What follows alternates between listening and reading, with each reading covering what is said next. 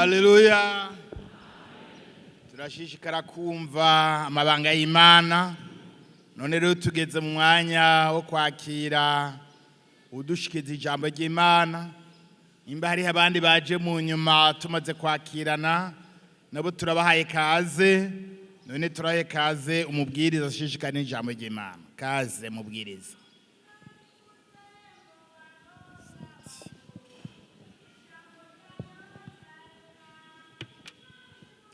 Imana ivuze ngo baho urabaho, ijambo ryayo rirarema.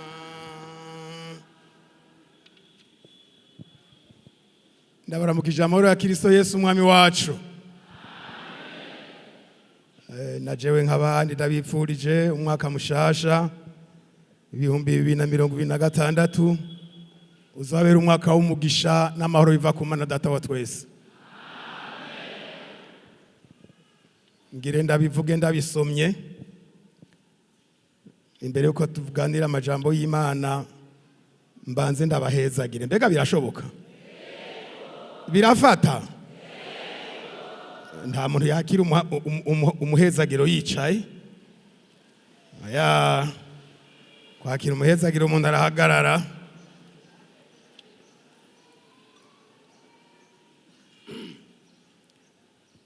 Hano Pastor yamyavuga ati mbega hajya kuvuga ngo amina murazi ico bisobanura mutego twabimenye.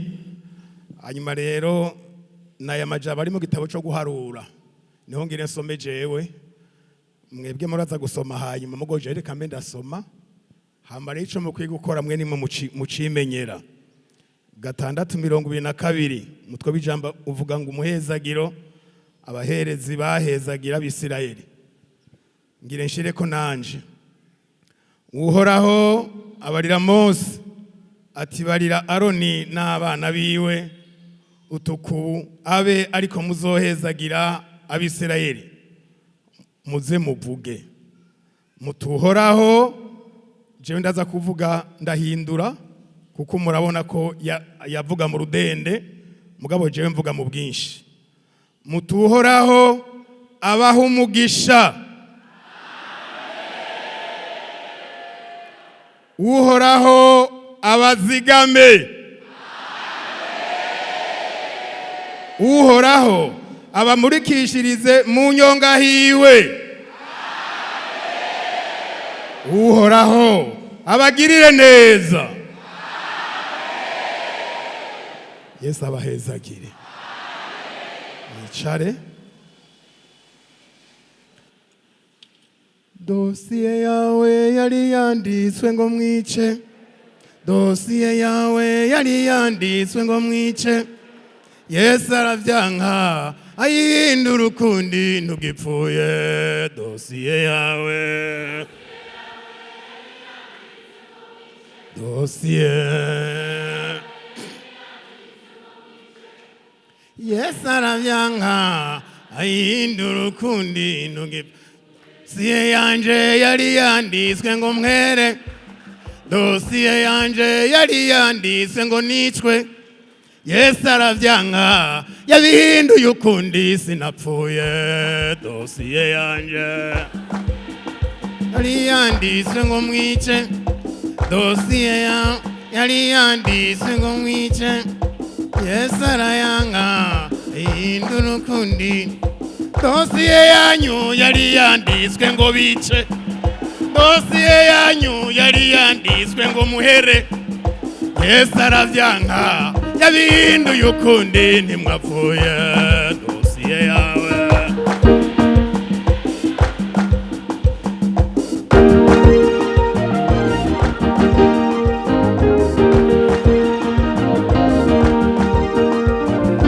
namwe bagabo yari yanditswe ngo mwice, namwe bakenyezi yari yanditswe ngo mwicwe. Yesu yaravyanse yabihinduye ukundi ntimwapfuye. Dosiye yawe,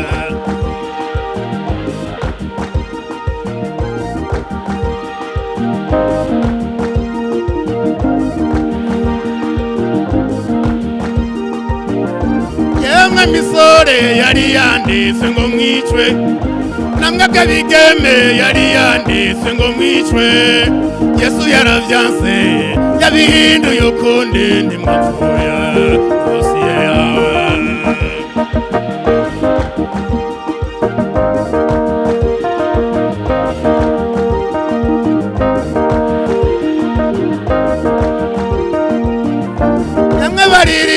byari byanditse ngo mwicwe namwe basenzi byari byanditse ngo mwicwe Yesu yaravyanse yabehendo yokunde ntimwapfuye dosiye yanjye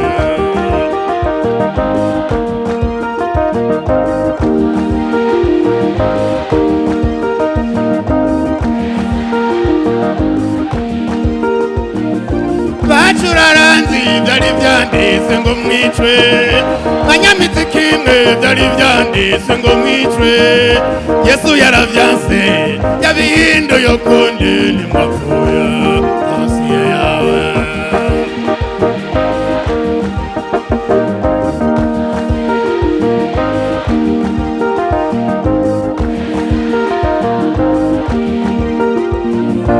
Morodekayi byari byanditswe ngo amanikwe na Morodekayi byari byanditswe ngo amanikwe Imana iravyanga imurizi farasi ntiyapfuye dosiye yawe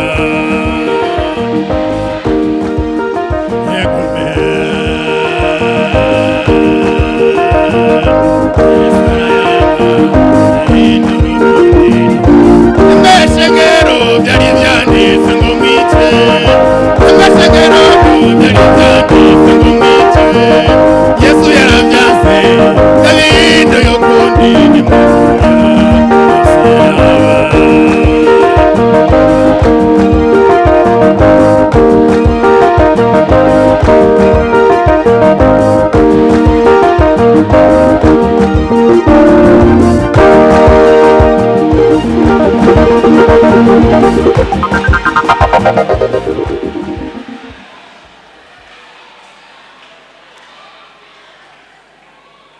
Haleluya!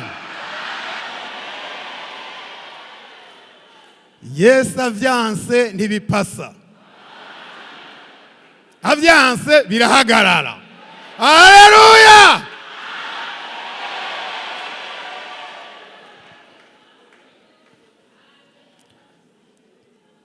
Ndafise umwanya muto cyane ushoboka. Ubiri ijambo rivuga ngo agaciro ka Yesu. Haleluya.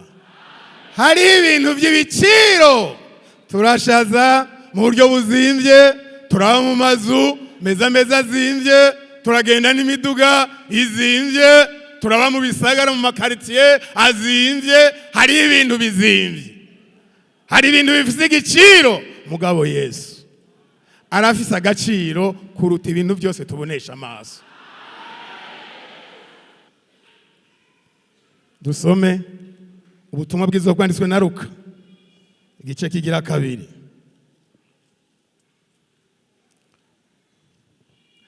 Hari uko byari byanditswe kuri wewe Yesu yaravyanse.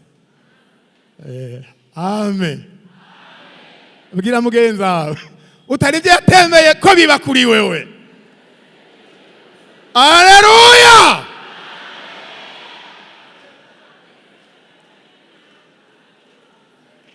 Luka ubutumwa bwiza bwanditswe na Luka agaciro ka Yesu Kristo.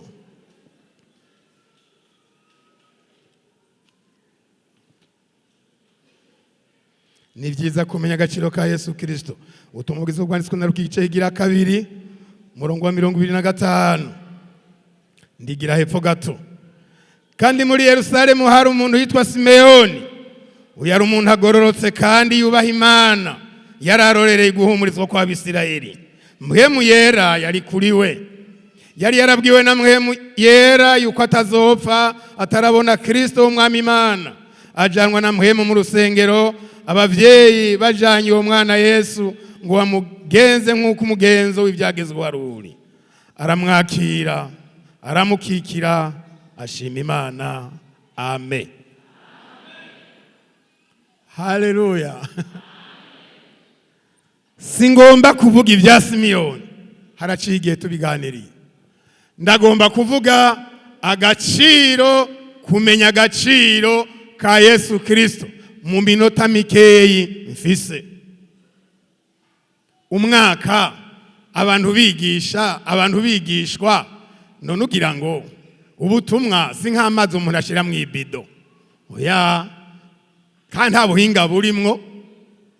Paulo yabwiye Abaroma 1:16 ngo ubutumwa bwiza ntibuteranye isoni, n'ubushobozi bw'Imana buzanira umuntu wese yizera agakiza uhereye ku mwiza ageza kumugira iki. Ni muri bwo hari izo inkomezi n'iziri mu muntu. Tumaze igihe kirekire twumva ubutumwa bwiza n'ubu tuzoshishikara. Uyu munsi byari ngombwa ngo dufate umwanya gushimira Imana. Kumenya agaciro ka Yesu. Ndagomba kuvuga kino gikorwa Simiyoni yakoze uyu munsi. Bibiliya mbari icambere ngo aramwakira, ndi ku murongo wa 28. Aramwakira kabiri, aramukikira gatatu, ashima Imana. Simiyoni yavugishwa n'Imana, yari umuntu, yari umuherezi, arimo muhemu yera, urumva yari munini. Muhemu yari kuri we, yari yaramubariye, n'uwo munsi aramuhagurutsa ati ngo, kandi yizera mu mutima na hata ndabisoma, ni muhemu yari yamutandukanirije uruyoya rwitwa Yesu n'izindi nzoya, kuko inzoya zirasa. N'abandi yarabakikiye, mugabo ibyo yavuze kuri Yesu se byavuze ku bandi, kandi inzoya zisa. Aramukikira, hano birivuze ngo aramwakira, nico nicambere. Aramwakira, aramenya agaciro kuwo yakiriye. Mbega uwakiriye uyu aba yakiriye iki? Simiyoni arahishurirwa iri jambo dusoma mu butumwa bwiza bwanditswe na Yohani igice ca mbere umurongo wa 12. Ariko abamwakiriye bose yabahaye ububasha bwo gucika iki. Simiyoni aramenya ngo ko nakiriye uyu, nakiriye kuba umwana w'Imana. Haleluya. Wewe wamwakiriye, ntiwakiriye ikintu gisanzwe, ntiwakiriye ibintu bibayabaye, wakiriye ushobora guhindura ugacika umwana w'Imana. Kera wari umwana w'umwansi Satani. Yesu nashimwe. Simiyoni aramwakira, ndamwakiriye. Nubwo yari umutama Simiyoni, Yesu nawe yari umwana mu buryo bw'umubiri. Aramenya ngo sinakiriye umwana, muzobisoma hepfo ngene yavuze kuri uwo mwana. Sinakiriye umwana, nakiriye jewe ubwanje kuba umwana w'Imana. Amen. Mbega murumva agaciro ko kuba umwana w'Imana? Kuba umwana wande? Abantu bose munsi y'ijuru n'abantu b'Imana. Na Satani ducuranguza nta numwe yaremye. Na tuzungagiza akaduhenda, akatwereka. Undi yavuze ngo aho umubiri umeze uko umeze nyene, na urabahi wawe ngo ha mu kiganza ntiyasa n'inyuma. Kandi ahi wawe gasahunda aho hi wawe gumburabe. Ngaha mu kiganza hi wawe ntiyasa n'inyuma. Oya. Naho ukwirabura gute usanga mu kiganza hari inzobe. Naciye araba, ega nuko nyene.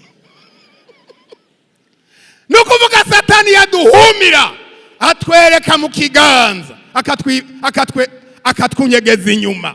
Umaze kumushikira rero ateka, kurya nakweretse nasa sikonsa nsanzwe nsuku. Utagisubira inyuma, uri mu magogwa, uri kuricuza.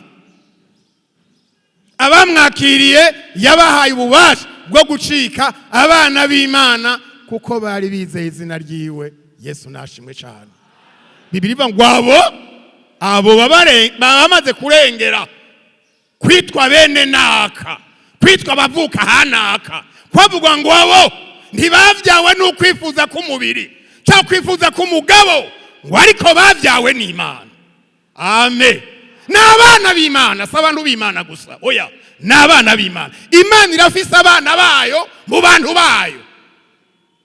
Abana b'Imana bava mu bantu bayo, nibakura handi. Muri abo bantu yaremye imboregwa, bamaraya, abasuma, abicanyi, ikagenda igasokoramwo umuntu ikamuha kwizera Kristo Yesu, igacimuhindura umwana wayo. Haleluya. Cya kabiri ngo aramukikira. Aramukikira. Hambavu yo kumwakira aca aramukikira. Hari cyo Zaburi ivuga, cisha y'amaso 2:12. Aramukikira.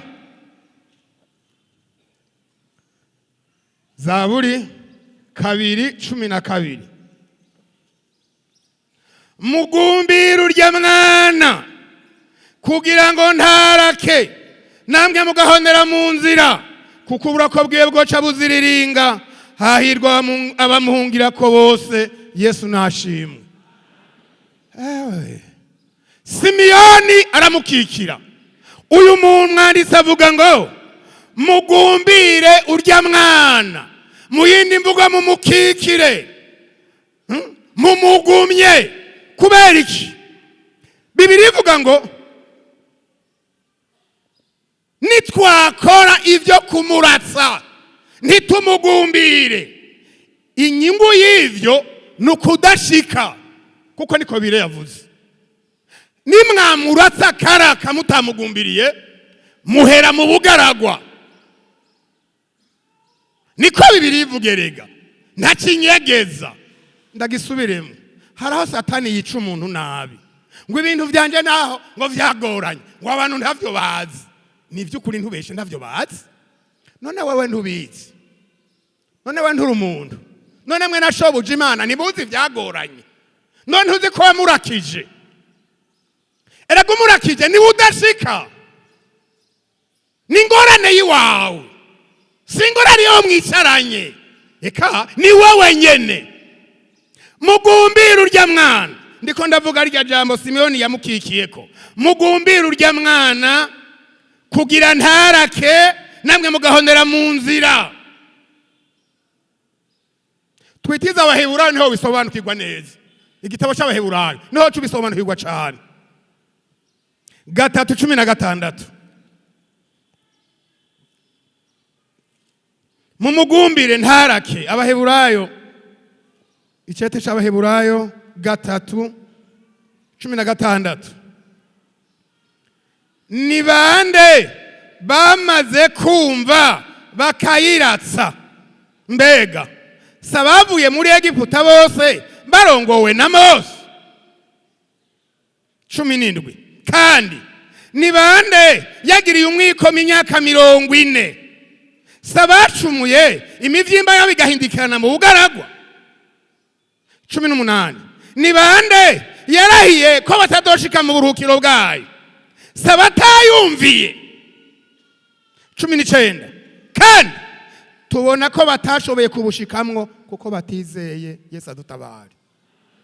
Urugendo rwabo nuko baja mw'isi, bava mu gihugu mugo c'amagorwa bakaja Kanani, bari basanzwe n'igihugu gitemba amata n'ubuki. Nubwo bashitseho bakaconona bonyene, baracononye amasabato barakandagira, baraconona bakora ibidakogwa.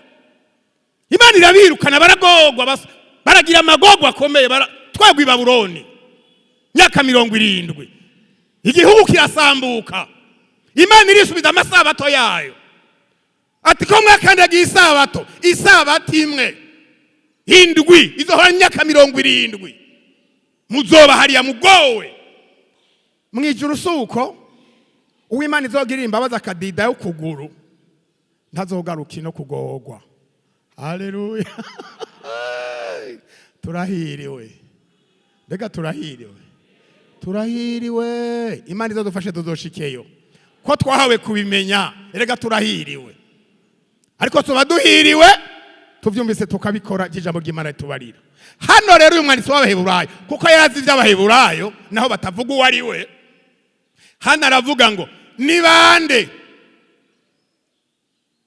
bayirakije, sabavuye muri Egiputa bose barongowe na Mose. Nagenda babarira ibanga riraha. Mbega murazi abantu bavyura uburake bw'Imana nibaza ko 90% n'abantu bavuga ko bazi Imana n'abantu Imana bava ngo barazinanye. Kubera iki ngaha tubona irihanga ngo nibo bayirakije, kandi ivyaha by'abanyamahanga ataraba Heburayo vyari ivyaha vy'ivyatsi. Ivyaha by'abanyavyaha Imana ntibishira ku mutima, ntinabiraba, kuko Bibiliya ivuga ngo abo bantu ni impumyi, bagenda batabona, ntibazi ubwenge, bakandagiranako nta ngorane. Mugabo umuntu avuga ngo ndazi Imana, narihanye ivyaha, narabatirijwe, mugabo akaratsa Imana, Imana irabibika. Ni bande bayirakije? Si abantu bavuye muri Egiputa barongowe na Mose? Ni bande yagiriye umwikomo imyaka 40? Mbega se abacumuye bagahindikirana mu bugaragwa? Ni bande yarahiye ko batadoshika mu buruhukiro bwayo? Mbega se abatayumviye? 19 bavuga ngo kandi tubona ko batashoboye kubushikamwo kuko batizeye. Nta kindi bapfuye ni Imana. Imana si ngenzigo ngo ibike inzigo ya, ntibashoboye kubushikamwo kuko batizeye ivyo Imana yavuze. Twebwe n'uyu mwana atakiri umwana. Haleluya. Twasomye ngo n'umwana Simiyoni yakikiye, ariko aramenye ko adakikiye umwana nk'abandi. Ati ndakikiye, ndakiriye ubugingo budashira muri jewe. Haleluya. Ngiye ikintu kizobuza abantu kwinjira mu bwami bwo mu ijuru. Suko batumvise ivyagezwe, ariko nuko batavyumviye. Suko batumvise ijambo ry'Imana. Ijambo ry'Imana naryo aho rigoreye ntituri twara uko tugomba. Oya. Hari umuntu agira ngo yaba bimeze mwe nuko. Eka. Uko nyene bimeze. Uko nyene wabisanze. Nutemera ko biguhindura wewe, ntavyo uzohindura. Nugutera imigere ku mihunda. Umuntu ngo yarakomeye none, hari abafise ibirenge bikomeye. Uteye umugere ku muhunda, mbega hagoba umuhunda canke hagoga ukuguru kwiwawe? Ijambo ry'Imana rirakarishe rirasohoye gusumba umuhunda. Ni inkota ifise ubugi impande zose. Wemeye ko rikurongora riragutwara. Wanse ntaco rigira wewe.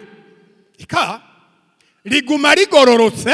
Ijambo ry'Imana ni wowe ugira ingorane, kandi ingorane yawe naho wabiririmbye, naho nabisiguye, naho nabibwiye abantu benshi, nintumvirisha ijambo ry'Imana rivuga, sinshobora gushikayo. Ngira mwarabonye Mose nubwo Imana ariyo yamwihambiye, ntaca atakoze ati ntabara, nyemerera mubavuze ko ico gihugu itemba amata n'ubuki ndimwo nshikeyo. Imana iramuraba ati sawa ntaco, haico no gukorera, kandi akwereka ahantu wabona uhabone, ntiwabesha abantu, naje sinakubeshe. Henga hariya mugabo ntudidayo, kuko ivyo twavuganye na wewe wabigwije ubusa. Ariko usomye biriva ngo mu bantu bo mu ico gihe babagabo nta muntu yari ameze neza nka Mose. Mose yemera gupfa ngo abantu bakire, mugabo kubera bamurebereye abantu, kubera abantu bamugoye, akora ivyidakogwa, ivyo Imana itamubariye ko mwakoze uko na Aroni, ico gihugu ntimuzocinjira. Igihugu tubabarira si Amerika. Amerika ushaka kugenda mu manyanga ugashikayo. Urashobora kwitiza izina ry'umuntu atari iry'iwawe, bagaza basanga niyo uri. Ariko hariya nta mayeri yandi ariyo. Ega abantu benshi bari hanze, hari abantu benshi bafise amazina atari iwawe. Yego haje karisho, umuntu yagiye kwizina atari igiwiwe, kandi abushobora gusanga hariyo na bamwe bavuga ngo genda umukristo kandi yarabeshe. Reka azoja mu ijuru, ntimuruce n'ingoga, azojaho niyo yihana. Ntimurunyarutse, abantu baranyarutse imanza. Orangene Dawidi yarunyarukije ngo uyu muntu yarakwiye guhwera, mugabo amurihe kane. Gatama kiba tegome akwiye guhwera aruriha, uwo muntu usundi ni wewe. Ariko narakunze Dawidi ati ni jewe atego, ati nakunda acara kucarara hasi. Mugabo no munsi umuntu ati ni wewe, ngo jewe, ngo jewe. ugira ugwane nande ewe kutimenya umviriza aramukikira niko ndavuga mugumbira urya mwana ntarake ntihagire umuntu yokora ibintu byo kuratsa Yesu kuko yohava ashavura yohava araka nawe ntushikiye uja uburake bwa Yesu buhagarika urugendo bwiwe uri kuraje Imana iratse Miriyamu baramwugaranye guma ngaha imibembe iraturika guma aha urugendo ruhagarara iminsi 8 uburake bw'Imana buhagarika urugendo umuntu yararimwo asubira kugenda yo yiyujuje n'Imana Yesu nadutabare mpeze icanyuma ngo ashima Imana amen ndamwakiriye nakiriye ubugingo nakiriye ku mwana w'Imana kandi ndamukikiye ko ndamukikiye nirindi byo muratsa kugira ngo nze shikiyo ndiko ndaja kandi ibyo ndabikwije nkamwakira nkamukikira nkwiye gushima Imana abantu besha amashimwe yaraheze mengo baragowe mengo nutwana tw'imfuvi kana kimvye usanga kikotoye karagowe haro twibagira mu murongo Yesu yagenda tugaterega ega jewe naho ndabasize sindabasize nk'imfuvi nzogaruka ko bajani wanje kugira ngo ahondi namwe ariho mu abariho muba Yesu nashimwe ayo amasezerano meza none ndagomba dusenga Imana navuze ngo uzafata umanya muto cyane ngomba dusenga Imana imihezagiro twayakiriye kandi zotubako ariko kuri bande kuri abamwakiriye kuri abamukikiye kuri aba bategeze bakora ibyo kumuratsa kuwa karorero tubonye abamurakije ntibashitse hakurya Yosuwa na Kalebu bonyene mu 1600 bavuye muri Egiputa vy'abagabo Yosuwa na Kalebu gusa bari bafise undi mutima nasanze Imana irakomeye none igihagarusa abantu 1600 bakaza wibaza ngo arije kubatsinda mu bugarago ika yagomba ko binjirisho gihugu cisezerana mugabo bonyene uzoraba ingene bapfuye ega ntibahwerereye umunsi umwe Bibiliya imbwira ikirundi ca kera ngo siruto bisigura ngo buhoro buhoro bake kugeza zosigara babiri gusa Yosuwa na Kalebu n'abandi baje bakira abana n'abandi bavukiye mu nzira barinjira mu cyo guca isezerano baziziki kubera ko batayumviye bayirakije haraho usanga umuntu yakoze mu biratsi Imana ikakikaraka bo kubera ko ari Imana kuri Yesu Kristo umwana wayo ukihanganirwa ukwezi kugwa gusiga ngaho ari huri ntihagire icubi kakureka imodoka nikugonge ingorane ntuyigire ngo uwere ikagumira itari byo byose ngira ngo azisubira ko no yandakije azoza ngo twuzure uyu mwaka ukubera wo kuzura n'Imana dusenga Imana